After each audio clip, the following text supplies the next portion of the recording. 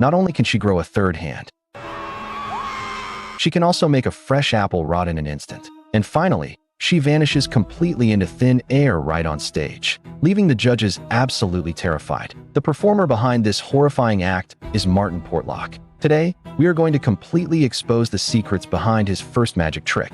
If you get easily scared, you might want to watch this with your eyes closed. As the performance begins, the magician, dressed as a terrifying witch, pulls out a single apple. She exhales a thick cloud of smoke right onto the apple, casting a dark spell. Then, she asks the audience a very specific question. Dark and the light.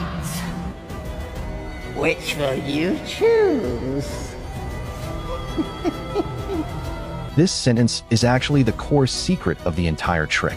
Keep watching, and you'll understand exactly why. Afterward, she limps her way down to the judge's panel, giving the judge next to her a terrifying, dead-eyed stare. First, she targets David, who is sitting the furthest away. She forces him to reach into a burlap sack and pick an apple. Take a bite. David obediently takes a bite out of it, but absolutely nothing happens. Next, the witch moves over to Alicia. Between the gods, which will you choose? After Alicia picks her apple and takes a bite, again, nothing happens. But then, the witch stands directly in front of Amanda, staring dead into her soul. The witch pulls 2 apples out of the burlap sack herself, placing one in each of Amanda's hands, and gives Amanda her instructions. Thee will be chosen by another. Then, she forces Simon to decide which apple Amanda will eat. Louder! Right. Amanda takes a bite of the chosen apple, and once again, nothing happens. But suddenly, the witch violently grabs Amanda's right hand, and a third hand literally shoots out from inside her robes, crushing the apple in Amanda's hand into pieces. The inside of the apple is completely rotten and swarming with hundreds of creepy bugs. Trust me, you do not want to see what's crawling on that desk. Ignoring the terrified screams of the judges and the audience, the witch quickly limps back onto the stage. After letting out a horrifying roar, she violently smashes her staff into the floor and instantly vanishes into thin air. So, how did she guarantee that Amanda wouldn't eat the rotten apple? And how exactly did she pull off that vanishing act? In reality, the theatrical value of this trick far outweighs the actual sleight of hand. The magician created such an intense atmosphere that it sucked everyone in, making them completely forget to think logically. The smoke-breathing trick at the beginning is actually extremely simple. It uses a disposable prop called a smoke capsule. The magician just hides the capsule in his mouth beforehand and bites down on it exactly when needed, instantly filling his mouth with a thick cloud of smoke. The most critical prop in the entire act is that old, dirty burlap sack. It's actually a custom-made gimmick, featuring 2 completely separate, hidden compartments inside. One compartment is preloaded with 3 perfectly fresh apples, while the hidden pocket on the other side contains a single rotten apple,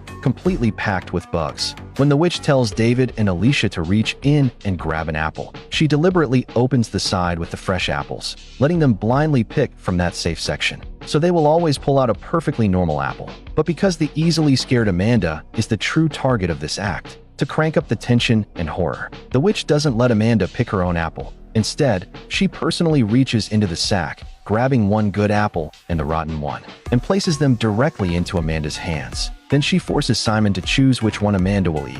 So how can she guarantee that Simon makes the right choice? The witch uses a classic, incredibly simple psychological trick here, known as the magician's choice. With this method, no matter what you pick, the plot will always move exactly how the magician planned. At that moment, the rotten apple was in Amanda's right hand, and the good apple was in her left. If Simon points to the right hand, the witch simply interprets it as, "You have selected the right hand to be eliminated," meaning Amanda must eat the apple in the left hand. But if Simon points to the left hand, the witch instantly shifts the rules and says, "You have chosen the left apple for Amanda to eat." So no matter what Simon says, Amanda is always going to eat the good apple in her left hand. The ultimate power to interpret the choice always remains with the magician. Now, you definitely want to know how that third hand popped out, right? If you look closely at the footage, throughout the entire performance, the right hand holding the staff literally never moves, and the shape and posture of the fingers look incredibly stiff and weird. That's because it's not a real hand. It's actually just a fake prosthetic hand attached to the staff. The magician's actual right hand has been hiding inside the oversized sleeve the entire time,